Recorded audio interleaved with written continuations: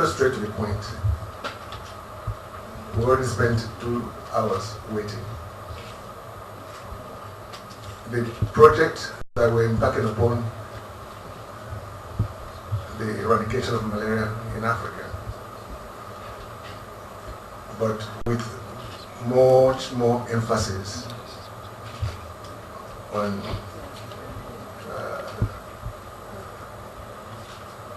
our dear country, Nigeria, involves everybody. This project involves everybody because regardless of your blood group, at one point or the other, everybody suffers from malaria. Malaria is a killer. It is an unavoidable illness, however you look at it. But just ask yourself, how come that in this day and age there are no vaccines for malaria? Why not? Is it that we don't have scientists or governments that are interested in finding vaccines? Is it that Africans cannot think for themselves? Must we wait for Europeans or Americans or Asians to find a vaccine? But of course, if you remember that malaria is a majorly African problem, you begin to understand the political and economic intrigues, why there are no concerted efforts in getting a solution through vaccines for malaria. We have vaccines for smallpox, chickenpox, polio, you name it. Why not malaria? Most of the major drug companies that manufacture drugs for malaria are Europeans and Americans. Does it mean that if we discover a vaccine, that those companies will shut down? And if they shut down, what would that mean to their workforce back in those countries? And of course, what are the long-term effects of the malaria medications on our system? Maybe you don't know this, but you can take it from me that the medicine that will get pumped into us on a daily basis are quite strong,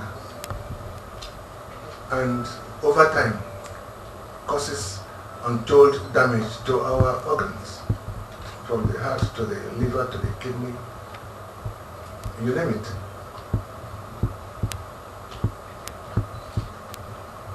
Malaria is a major killer. It is not a child's play. It's not something that is consigned to kids or foreigners in Nigeria or some tribes. It is, as I said, everybody's problem. Just 3 weeks ago here in Abuja, the Egyptian airline resident manager died of malaria here in Abuja.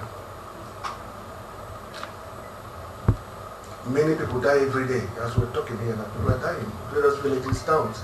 We don't have the statistics, but we know that this is a major problem, it's a major issue. There's no family member here that will tell me that in the past 1 month or so, that nobody in the family has had a bout of malaria attack. Then, I mean, if there's any such person, it means that you are the only person in your family. So I and my wife and others came together at the prompting of a group of scientists from Europe and America through a company in South Africa called the White Desert. They invited myself and Regina for discussions. And they said to me that they are looking for a couple in Africa that can help to highlight the problems of malaria. And that they are inviting us to Antarctica from the 4th of, or from the 7th, I think, of January up to the 14th of January. We'll be in Antarctica. Symbolically, we'll be there, yes, to create awareness, but also we'll be meeting some scientists there.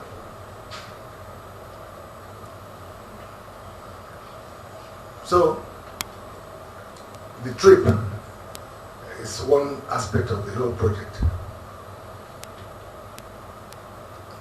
The next thing that will arise from that is that we're going to set up endowment funds in at least 5 universities across Africa. Each university will receive a grant of about $150,000 to aid the research students in trying to find an answer to the question as to can there be a vaccine for anti-malaria. That's a long-term process, but it's also the easiest one that I can achieve, because there are students who are willing to undertake the assignment, and I'm here also to fund it, so it's not a difficult one to undertake. The most difficult one is the second leg of the whole project, which is our environment. What do we do with our environment? How do we fight the mosquito? They are so tiny stuff, and you know how annoying they can be.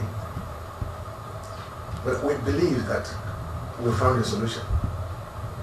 But this solution must be supported by the government. And we're holding discussions.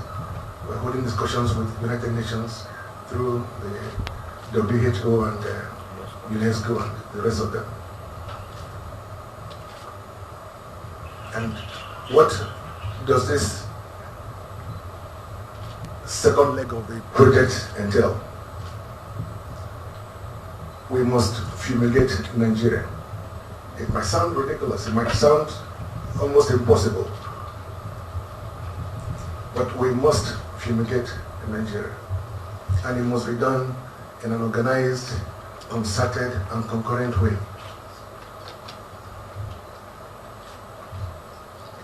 The government must declare at least a week in a year for everybody to take simultaneous action. It would come in the form of fumigation. That's the only word to use for it. But of course, the cleaning of the environment will also follow, because we know how mosquitoes are bred from very dirty environments.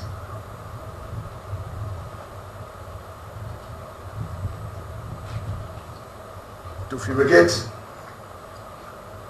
every home will become everybody's responsibility. It is doable. We will dedicate a week in trying to achieve this. And then when all the homes have been fumigated, and protected, we now focus on the outside, the environment. That is where governments, Nigerian government, including states and local governments, as well as other countries where malaria is a problem, will come on board. We are going to do everything that is possible to help those who cannot fumigate the environment. There will be money made available to fumigate and clean up the entire country. We must do it. And by the way, Nigeria is not particularly clean. There are so many gutters and fields everywhere. So many debts everywhere. People just dump things, dig holes, and water stagnates, and of course mosquitoes breed in them. But again, government has to live up to its responsibilities.